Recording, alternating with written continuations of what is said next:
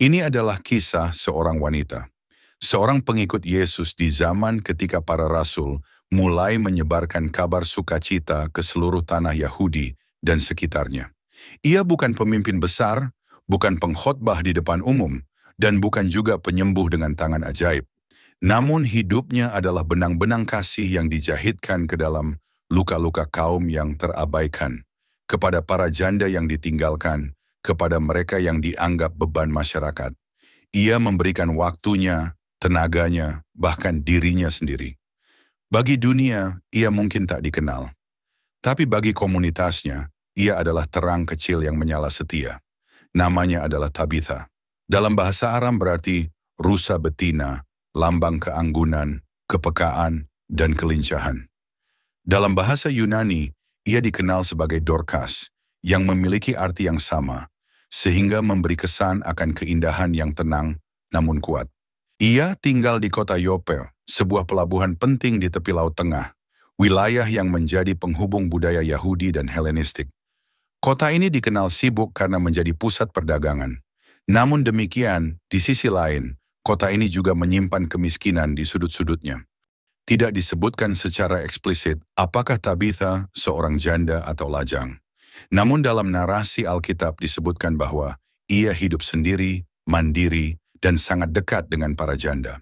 Ada tafsir yang menyebutkan bahwa ia mungkin lajang dan sengaja memilih hidup selibat untuk melayani penuh waktu. Tapi ada juga yang menafsirkan bahwa ia pernah menjadi janda dan memilih tidak menikah kembali karena sudah mendedikasikan hidupnya bagi sesama. Apapun tafsirnya, yang pasti, hidup Tabitha tidak dipenuhi dengan urusan pribadi, tapi penuh dengan tindakan kasih yang menyentuh orang-orang yang paling dilupakan. Tabitha dikenal karena perbuatan-perbuatan baik dan sedekahnya. Ia bukan hanya dermawan, tapi juga pekerja tangan yang aktif. Ia menjahit pakaian untuk para janda, membuat tunik dan jubah bagi mereka yang tak mampu. Tindakannya sangat personal. Ia tidak hanya memberi, tapi menggenggam tangan mereka yang terluka dan menenun pengharapan bagi mereka dari sutas kain dan benang. Pada masa itu, kaum janda adalah kelompok yang paling rawan dan termarginalkan. Mereka tidak memiliki perlindungan sosial, secara ekonomi bergantung pada belas kasih, dan secara hukum kerap dianggap tidak penting.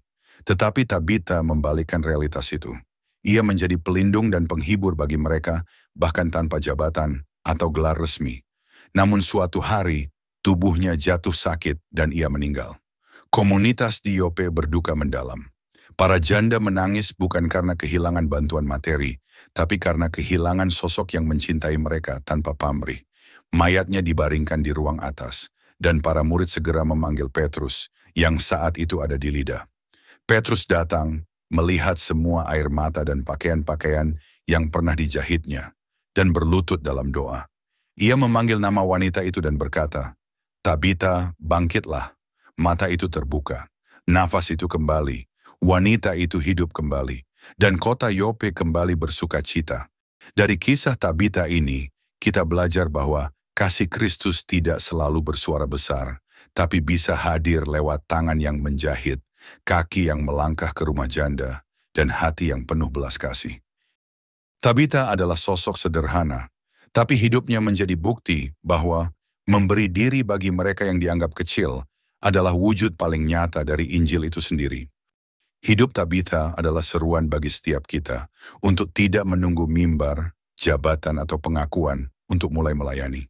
Cukup dengan hati yang peka dan tangan yang mau bekerja, Tuhan bisa memakai hidup kita untuk membangkitkan harapan di tengah dunia yang sedang sekarat.